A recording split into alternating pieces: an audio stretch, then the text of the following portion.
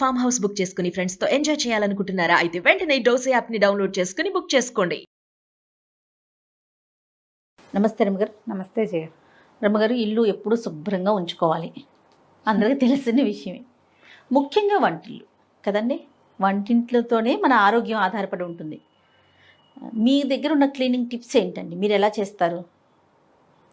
ఏమిటో చేస్తాను జయ. ఎవరైనా వస్తారంటే ఎక్కువ చేస్తాం.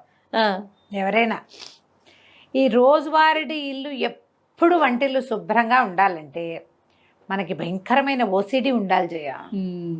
ఓసిడి ఉండాలి, చాలా శుభ్రం పిచ్చుంటే ఉంటుంది వంటిల్లు శుభ్రంగా. కొంచెం ఒక మాదిరి శుభ్రం పర్వాలేదు, కాస్త ఎవరైనా వచ్చినప్పుడు ఒక 5 నిమిషాలు పని చేస్తే ఇల్లు సెట్ అయ్యేలాగా ఉంచుకోండి ఎప్పుడు కూడా. అంతేగాని ఎప్పుడు సినిమాలలోనో లేకపోతే యూట్యూబ్ వీడియోలో మా కిచెన్ టూర్ అంటే బ్యూటిఫుల్ కిచెన్లు చూపిస్తారు కదా, అది మానవ మాత్రల వల్ల అవుతుందా జయ? వాళ్ళు ఇంకా వేరే పని చేయకూడదు. అవును, ఎప్పుడు వంటింటోనే బట్టి డేక్కుంటూ ఉండాలి, అంత దేవద్దు.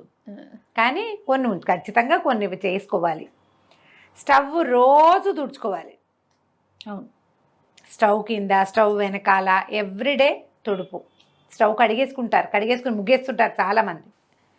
ముగ్గు చాలా ఇంపార్టెంట్గా ఉంటుంది. గ్లాసు స్టవ్, దాని మీద ముగ్గు. ఆ ముగ్గు ఎప్పుడు ఉండేది? ఇది వరకటి రోజుల్లో మనం ఏం చేసేవాళ్ళం, మట్టిపోయి అలుక్కుని దాని మీద ముగ్గు వేసుకునేవాళ్ళు. ఇప్పుడు గ్యాస్ స్టవ్ మీద కూడా ముగ్గు వేసుకుంటారు పెద్దవాళ్ళు, ఆ పాత అలవాటుతోటి వేసుకుంటారు. మేము ఈ చాయిస్లు ముగ్గులు వేసుకుంటారో వేసుకోరో, కానీ ఈ అలుగుడ్డలు ఏవి పెట్టి తుడుస్తామో వాటిని ఎప్పటికప్పుడు మార్చేయండి దయచేసి. అలుగుడ్డల్లోనే ఎక్కువగా బ్యాక్టీరియాలు ఉంటాయి. వాటిని ఉతికేసుకోవటం, ఎప్పటికప్పుడు ఫ్రెష్ శుభ్రమైన క్లాతులు వాడుకోవటం. ఏంటి చుడిదార్లు అవి ఇవి వేసుకుంటారు పిల్లలు, చున్నీలు, పల్చటి కాటన్ పీసులు కట్ చేసి పెట్టుకోవటం, తుడుచుకున్నాక బయటపారేయటం. సేపు అవే గుడ్డలు మురిగ్గా ఉండకూడదు. ఈ మురిగ్గా ఉండే బట్టలు చేతితో పట్టుకున్నప్పుడే మనకి ఎక్కువ ప్రాబ్లమ్స్ వస్తాయి. ఎక్కువ ప్లాస్టిక్ సామాన్లు చేర్చుకోవద్దు. ఇప్పుడు మనకి ఏవో ఒకటి వస్తుంటాయి బయట నుంచి, డబ్బాలు బాగున్నాయని ఉంచకండి. ఉంచుతారు కదా, అవన్నీ మళ్ళీ తోముకుని ముంచుకుంటూ ఉండటం. ప్లాస్టిక్ వస్తువు డబ్బాలలో తిండి సామాగ్రి నిలవబెట్టకండి. పప్పులు ఉప్పులు ఏమైనా పెద్ద ఎత్తున కొనుక్కునేటట్టుంటే ఎప్పటికప్పుడు వాటిని ఎండలో పెట్టుకుని డబ్బాలో పోసుకోండి. చిన్న డబ్బాలు చేతికి అందుబాటులో పెట్టుకోండి. ఈ డబ్బాలు తీసేటప్పుడు మనం ఇక్కడ ఏదో వేస్తాం, చెయ్యి పైకి వెళ్తే తడి చెయ్యి తగిలి వాటికి మరకలు పడతాయి. ఒక డే పెట్టుకోవటం, నెలకు ఒక్కసారి మొత్తం డబ్బాలన్నీ తోమించుకోవటం, లేకపోతే ర్యాకులన్నీ శుభ్రంగా తుడుచుకోవటం. నెలకు ఒక్కసారి ఖచ్చితంగా ఫుల్ కిచెన్ క్లీనింగ్ చేసుకుంటే బాగుంటుంది. మీ వల్ల అవుతుందా? అదో రకంగా చూస్తున్నావు నువ్వు నాకేసి. నెలకు ఒకసారి నేనైతే ఆ టిప్ ఫాలో ఉంటాము గారు. ఎప్పుడు అయిపోతే అప్పుడు ఆ డబ్బా క్లీన్ చేసేసి కడిగి ఎండబెట్టి పెట్టేసుకో. అలాగే ఇప్పుడు నెలకు సరిపడానే ఉంటాయి కదా జనరల్గా. అదే ఏదైనా ఒక డబ్బా ఖాళీ అయితే ఆ డబ్బా కడిగి తుడిచేసుకుని ఫ్రెష్ వస్తువు పోసుకోవటం. సరుకుండగా పొయ్యము, అంతే. ఖాళీ అయిన డబ్బాలో యాజ్ ఇట్ ఈజ్గా పోయొద్దు, ఆ డబ్బా కడుక్కోవాలి. ఒకటి ఉంటుంది కదా అమ్మగారు, మనం తెప్పించుకునేటప్పుడు ఒక 3 కిలోలు 4 కిలోలు 5 కిలోలు తెప్పించుకుంటాం, చిన్న డబ్బాల్లో పోసుకుంటాం కదా. అవును, అది ఒక్కొక్కటి తొందరగా అయిపోయినప్పుడు మళ్ళీ దీన్ని క్లీన్ చేసుకోవాలి, అట్లా పోసుకోవటం బెటర్ అనిపిస్తుంది. చేసుకోవాలి. ఇప్పుడు ఆ డబ్బాలే కాదు, ఈ నెల చేసుకునేది ఏంటంటే ఈ ఇంతవి అంతవి మిగిలిపోయినవి, కాస్త కుస్తా పురుగు చూసినవి, డబ్బా మాసిపోయింది, ఇవన్నీ కూడా జనరల్గా పీరియడ్స్ స్నానం అయిపోయాక అన్నీ ఓసారి క్లీన్ చేసుకుంటారు కదా, అప్పుడు అలాంటివి చేసుకోవాలి. కిచెన్లో చేతులు తుడుచుకునే టవల్స్, అవును, ఎప్పటికప్పుడు ఉతికేసుకోవాలి. ఎక్కువ ఉండాలి, ఉతికేసుకోవాలి. గట్లు తుడుచుకోవడానికి, స్టవ్ తుడుచుకోవడానికి సెపరేట్గా మెయింటైన్ చేయండి. ఈ స్టవ్ తుడిచే దాంతో డైనింగ్ టేబుల్ తుడవకూడదు. అవును, డైనింగ్ టేబుల్ తుడిచేది వేరు, స్టవ్ తుడిచేది వేరు, చేతులు తుడుచుకునేది వేరు, డబ్బాలు తుడుచుకునేది వేరు. చేతులు కూడా తడి చేతులు తుడుచుకునేది వేరు, పొడి చేతులతో పట్టుకునేది వేరు. ఇన్ని వేరుగా ఉండాలి గ్యారంటీగా. అన్నిటికీ ఒకటే చేస్తే మీ ఇంట్లో తరచుగా మోషన్స్ లాంటి సమస్యలు కనపడతాయి, గమనించుకోండి. కనిపిస్తాయి. ఈ ర్యాకులు అవన్నీ కూడా ఇప్పుడంతా వచ్చినాయి కదా, మాడ్యులర్ కిచెన్స్ శుభ్రంగా ఉండటానికి, ఏదో నీట్గా కనపడడం కోసం. వీటికి కూడా నెలకు ఒకసారి స్ప్రే చేసి తుడుచుకోవటం. కాలిన్ లాంటివి మనం చేసుకోవచ్చు కూడా కొన్ని. ఈ మధ్య మా ఇంట్లో బయో ఎంజైమ్స్ ఎక్కువ చేస్తున్నారు జయ. మా వాళ్ళందరూ అక్కయ్యలంతా బయో ఎంజైమ్ చేస్తున్నారు. నాకు కూడా బోల్డ్ అని నిమ్మకాయలు వచ్చినప్పుడు, చాలా నిమ్మకాయలు వచ్చినాయి ఊరి నుంచి, అప్పుడు నిమ్మ తొక్కలతోటి బయో ఎంజైమ్ చేసుకున్న లెమన్ది నేను. ఓకే, ఎలా చేశారండి? ఏం చేశారు? బయో ఎంజైమ్ అంటే ఇవి మనకి ఆ వీడియోలు దొరుకుతాయి, కానీ బోల్డెన్ ఉన్నాయి బయో ఎంజైమ్ చేసే విధానాలు. అది చెప్తా. 1 లీటర్ నీళ్ళకి 300 గ్రాముల కూర తొక్కులు కానీ, అదే నిమ్మకాయ డిప్పలు కానీ, పళ్ళు కానీ, మనం దేంతో చేయదలుచుకుంటే అవి 300 గ్రామ్స్, ఒక 100 గ్రాములు బెల్లం, ఇవన్నీ ఒక డబ్బాలో వేసి పెట్టుకోవాలి. 300 గ్రామ్స్ నిమ్మ తొక్కులు ఉన్నాయనుకో, నిమ్మ చెక్కలు ఉంటాయి కదా, పిండేసి పెడతామా, ఆ పిండేసిన చెక్కలు కావాలంటే సన్నగా కూడా కట్ చేసేసుకోండి. అన్ని కట్ చేయకపోయినా ఏం నష్టం లేదు, అలాగే వేసుకోవచ్చు. 100 గ్రాములు బెల్లం వేసి 1 లీటర్ నీళ్ళు పోసి కదలకుండా చీకటిగా ఉండే చోట పెట్టాలి. మొదట రోజు ఆ మూతలు తీస్తుండాలి. అందులో ఎయిర్ ఫామ్ అవుతూ ఉంటుంది, ఏమనాలి దాన్ని, గ్యాసెస్ ఫామ్ అవుతాయి.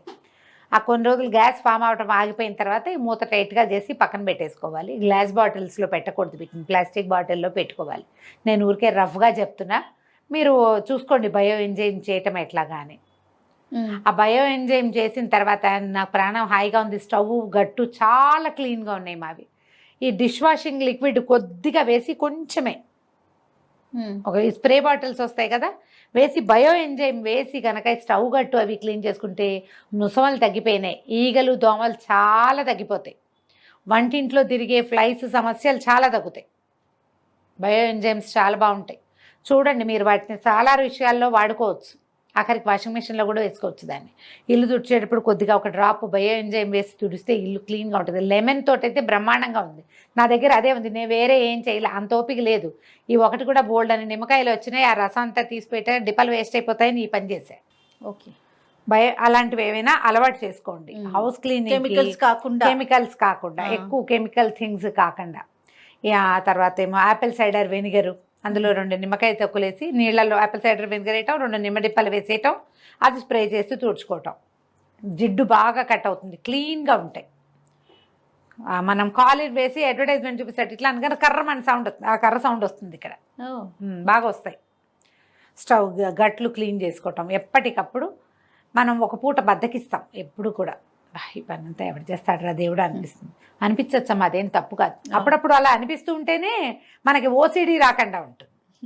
ఓసిడి అంత చాలా పెద్ద సమస్య కదా, అంత అతి శుభ్రాలు, ఎప్పుడు చేతులు కడుక్కుంటుంటాం, ఎప్పుడు గట్లు తోముకుంటుంటాం, ఎప్పుడు గిన్నెలు తోముకుంటుంటాం, పిచ్చి అయిపోకండి. కానీ కొంచెం క్లీన్గా ఉంచుకుంటే ఏంటంటే మనం వంటింట్లోంచి ఆహార పదార్థాలు బయటకు వస్తాయి. పిల్లల ఆరోగ్యము, మన ఆరోగ్యము, దాని అన్నిటికీ దారి కిచెనే కదా. కదా, ఎప్పటిదప్పుడు క్లీన్ చేసేందుకు ఒక ప్రాక్టీస్ ఉంచుకోండి. ఇది నేర్చుకోవాలి. ఎప్పుడైనా ఓసారి చీటింగ్ చేయొచ్చు, once in a while cheating చేయొచ్చు, కానీ రోజు వారడి ఎప్పటిదప్పుడు క్లీన్ చేసుకోవటం. కిచెన్ సింకులు క్లీన్గా ఉంచుకోవాలి, కిచెన్ గట్టు ప్లాట్ఫామ్స్ క్లీన్గా ఉంచకపోతే అనారోగ్యాలు వస్తాయి. వాటిల్లో మనం ఎక్కువగా దొరికేది ఏంటంటే ఇగో motions, vomitings, stomach disturbances, stomach disorders, వాటిల్లోకి వెళ్తాం. కాబట్టి వీటిని కొంచెం చక్కగా ఉంచుకోవటం. చాకులు అవన్నీ, బెల్లం తరిగిన చాకు అలాగే పెట్టేయకుండా బెల్లం తరిగిన చాకుని శుభ్రంగా కడిగేసుకోవటము, లేదా తడి పెట్టి తుడిచేసుకోవటము. ఎక్కువసార్లు చాకులు కడిగితే పదును పోతాయి. అందుకని ఏం చేస్తాము, ఈ చిన్నది ఏదైనా క్లాత్ తడిపి తుడిచేసుకోవాలి. కూరలు తరిగిన, ఉల్లిపాయలు తరిగిన చాకు అలాగే పెడితే వాసన వస్తుంది. తర్వాత ఏమో ఈ మన కూరలు తరిగేందుకు ఇప్పుడు అంతా చెక్కలు, ప్లాస్టిక్లు బోల్డర్లు వచ్చినాయి ఇక షీట్లు, వాటిని ఎప్పటికప్పుడు తోముంచుకోండి. వాటిలో ఎక్కువ బ్యాక్టీరియా ఉంటుంది. వీటికి కూడా నేను చెప్పిన బయో ఎంజైమ్ వేసి కనుక తోమితే చాలా క్లీన్ అవుతాయి. ఒట్టిని అవన్నీ చావలేము మనం. ఈ బయో ఎంజైమ్లు అవన్నీ ఎవరు చేస్తాడంటే అంటే నిమ్మకాయ డిప్పలు ఉంటాయి కదా, నిమ్మ డిప్పలు నీళ్ళతోటి వాష్ చేసుకోండి. లెమన్ తగిలేసరికల్లా ఆటోమేటిక్గా యాసిడిటీ వల్ల కొంత క్రిములు అవి పోతాయి. హాట్ వాటర్లో వాష్ చేసుకోవటము. కొంచెం ప్లానింగ్ తోటి ఉంటే కనుక వంటిల్లు క్లీన్గానే ఉంటుంది. ఎప్పుడు మనం ఆ ధ్యాసలో ఉండాలి. వీటికి ప్రధానమైనది ఏంటంటే బేసిక్ శుభ్రత, వాష్, వైప్, కడగటంతో పాటు తుడవటం కూడా. నీళ్ళు ఓడుకుంటూ పెట్టామంటే ఇబ్బంది. అవును, ఎక్కువగా ఎక్కడ చూస్తామంటే రమ్మగారు, మనం గిన్నెలు తోముకునే పీచులు ఉంటాయి చూస్తారా, అవి వాటిని మార్చుకోవాలి. అవి ఎప్పటికప్పుడు ఎక్కువగా వాసన వచ్చే వాటి వల్లే. అవును, ఏం చేస్తామంటే ఈ తోమిన తర్వాత దాన్ని వాష్ చేయకుండా పెడతారు సబ్బు మీద. అది ఆ ప్రాక్టీస్ ఉంటే మానేసుకోండి. అవును, మానేయండి. జిడ్డు గిన్నెలు తోమటానికి వేరుగా ఒకటి ఉంచుకోవాలి, ఆ, ఎక్కువ జిడ్డు ఉన్నవి. గట్టి పీచు. గట్టి పీచు ఉంటాయి కదా, ఇనపీచులు బోల్డన్ ఉన్నాయి రకాలు. ఏదైనా సరే మీరు ఏది క్లీన్గా ఉంచాలో దాన్ని క్లీన్గా ఉంచకపోతే మనకు సమస్యలే వస్తాయి. గిన్నెలు శుభ్రంగా ఉండవు కదా. అవును. ప్లాన్డ్గా చేయండి. ఓసిడికి లోన్ కాకుండానే మనం హెల్తీగా ఉండొచ్చు. బాగా శుభ్రంగా ఉంటేనే హెల్త్ అని పొరపాటును కూడా అనుకోవద్దు. ఆ, శుభ్రంగా అనేదే పాయింట్. బాగా కాదు, తక్కువ కాదు. మీరు బాగా అయినా మీరు పిచ్చి అయిపోతారు, తక్కువైతే అనారోగ్యం పాలవుతారు. మధ్య మీడియోకర్గా క్లీన్గా ఉంచుకోవాలి.